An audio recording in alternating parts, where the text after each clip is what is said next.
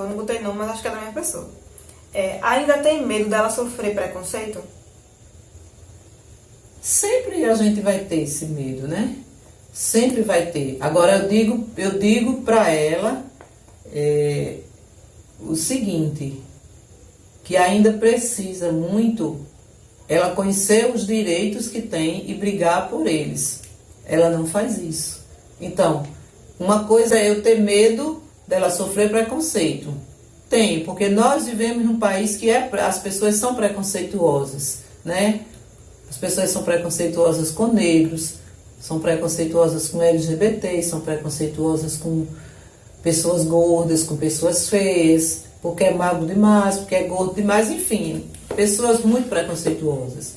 E aí a gente tem medo, mas não tem como evitar que isso aconteça. Como a gente não tem uma forma de evitar que isso aconteça, a gente tem que estar preparado para enfrentar isso, ou pelo menos minimamente preparado. Talvez preparado ninguém nunca esteja, entendeu? Então eu digo muito isso, ela tem que aprender, conhecer todos os direitos dela e aprender a brigar por eles. Brigar, que eu digo, não é sair estapeando com todo mundo, é ocupar o lugar que lhe é reservado. Graciele Valera perguntou, beijo gostosa, amo tudo. Quais os medos teve na adolescência de Lu? Os medos que toda mãe de adolescente tem. Os medos aí, aqui elas estão expostas, né, nesse mundo machista, que tanta coisa horrorosa acontece com as meninas, com pessoas que cercam, né, que são más. E no caso dela, se agravava um pouco mais porque tinha uma fragilidade do ponto de vista físico. Então eu tinha esse temor. Por exemplo, quando ela ia para aula de natação, ela ia para o treino de natação sozinha. Aí eu às vezes ficava imaginando, né? Ela ser abordada por alguém, por algum desconhecido, ou na parada de ônibus, ou dentro de um transporte.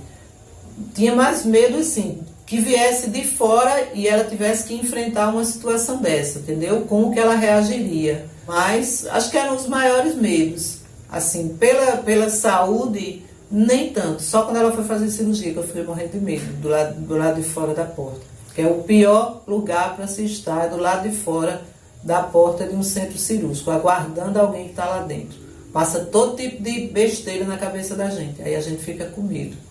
E toda mãe de pessoa que vai fazer cirurgia fica com medo, mas no nosso caso foi um pouquinho pior, porque eu fiz cirurgia com 19, né? Eu tinha passado acho uns 18, 17 anos sem fazer cirurgia. Então ela estava completamente desacostumada disso. Todo filho que faz cirurgia, a mãe fica preocupada, mas no nosso caso teve esse agravante, né? Fazia muito tempo que ela não vivenciava aquela sensação de novo. Mas deu tudo certo, minha gente, tô aqui. Sim, mulher, e Pietro vai arrasar, viu? Pietro, quando tiver adolescente, vai ser o top dos tops. Carol Ferreira perguntou, o que você diria para as mães que estão no início da experiência?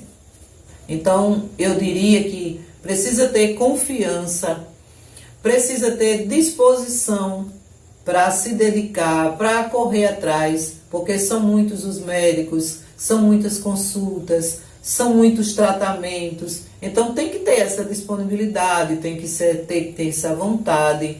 Então lutem por esse filho, por essa filha, busquem todas as oportunidades que vocês tiverem, porque com certeza vocês vão descobrir muitas capacidades e vão descobrir muitas potencialidades que essas crianças têm. Se Luciana está com 21 anos e está esse mulherão aqui fazendo esse canal, conversando com vocês, o filho, a filha que vocês tiverem, também poderá chegar a esse ponto. Para isso precisa ter o atendimento, o tratamento certo e ter alguém que tope seguir nessa estrada, nessa caminhada.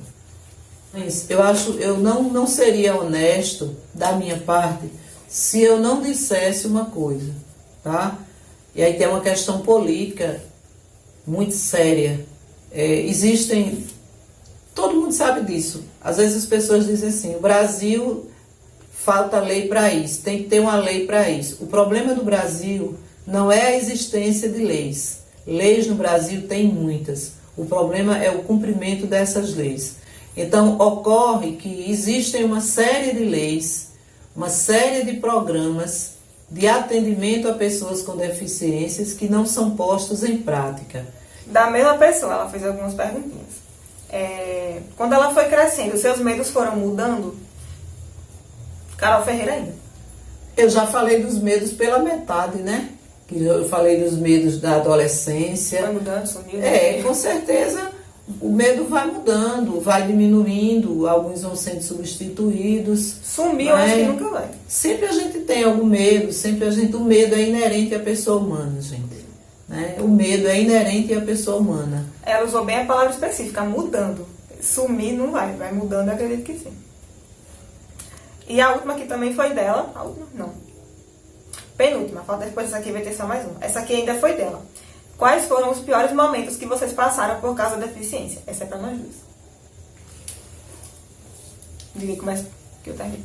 Olha, eu digo sem sombra de dúvida, não os piores momentos, mas acho que o pior período, para mim, depois ela pode dizer o dela, mas o pior momento para mim, o pior período foi o período escolar, do ensino fundamental. Porque no ensino infantil, a mãe de Luciana ia... No ensino infantil, a mãe de Luciana ia com ela para a escola, ficava lá para trocar a fralda, para não sei o que, ia todos os dias, religiosamente. Quando ela foi para o ensino fundamental, isso já não era mais possível.